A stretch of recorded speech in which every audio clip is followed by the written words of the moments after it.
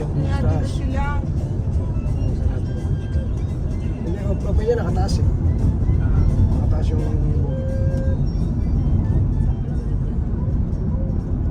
Ngayon na nakapunta dito. Ay, nakapunta ang resident din dito. Pupunta ko tayong Bakungan pala. Kasama ko lang.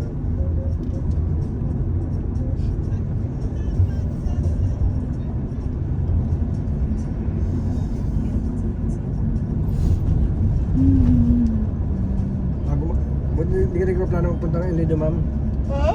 Wala kayong plano punta ng El Nido? Wala. Wala pa. Wala pa, bagong December. Kung sa Wala pa yan.